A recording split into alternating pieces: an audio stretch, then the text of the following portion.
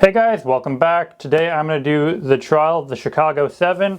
October is over, Halloween is over, so it's time to step out of the horror movies a bit. I'm probably still going to do quite a bit of them because I'm a big fan, but today I'm going to try something different, so let's get into it.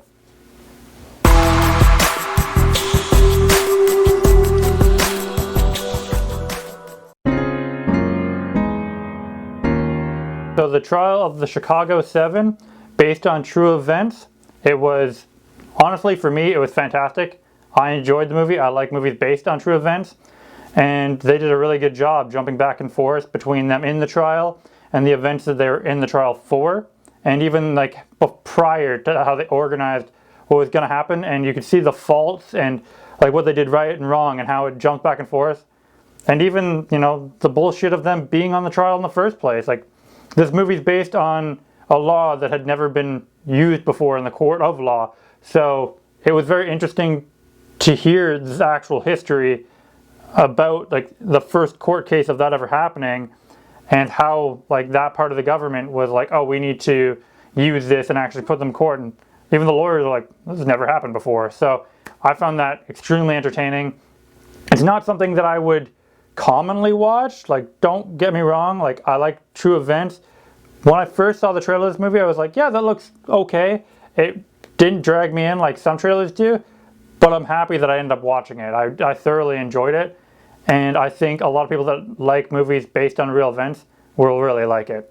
So in this movie, you have pretty much three main actors. Like, don't get me wrong, there's many good actors in the movie, and they really like are needed for the movie, but I'd say you have three main actors and the chemistry between the three of them that really pushes the envelope on the movie and really kind of shows you like where the direction the movie is going to go.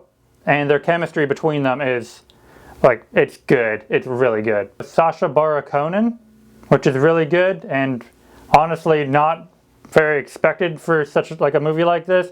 He usually does comedies. I know he just came out with Borat 2. So I find him hilarious to the fact that he'll jump between those two movies. And that even in this movie, you get a bit of his comedy. He does play like a stoner, like a very intelligent stoner who knows law and is in university. And it was a role made for him, I think. I truly do think it was made for him. Eddie Rime, I hope I'm saying that last name right. I firmly don't believe I am. Anyways, he plays kind of the upper class guy who is on the same side as them. And there's a lot of back and forth between those two characters. Like, that's one of the chemistries I was talking about earlier. I like that because like one comes off completely different than the other, but the end goal is the same.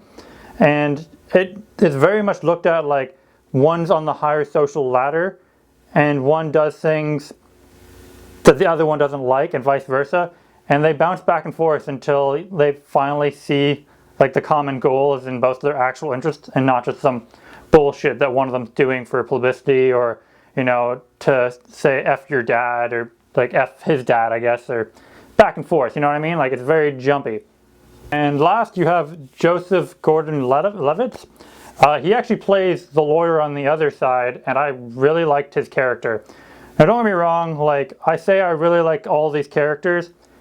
His character is one that really grows on you. Like, at the beginning, he very dull, not much to the guy. He's just like, I'm a lawyer, court of law, that's it.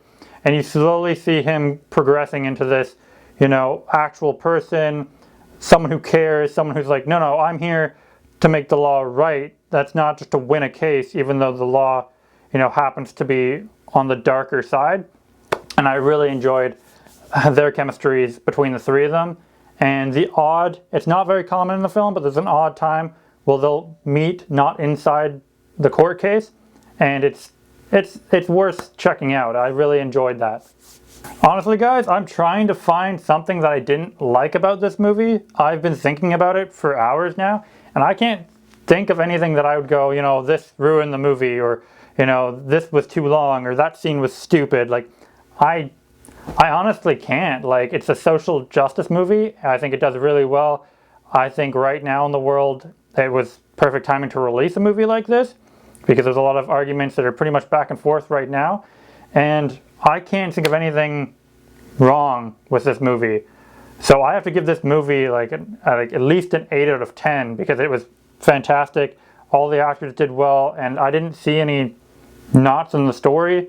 I love at the end that they tell you what actually happens, like most based on true events. And all I can say is good about this movie. So, okay guys, that's the end of the video. I hope you enjoyed it. If there's anything you disagree with, drop a comment, or anything I missed, also drop a comment. If you want to see more, you hit that old subscribe button, and if you like this, there's another like button I believe on the right here. So thank you very much and have a good night.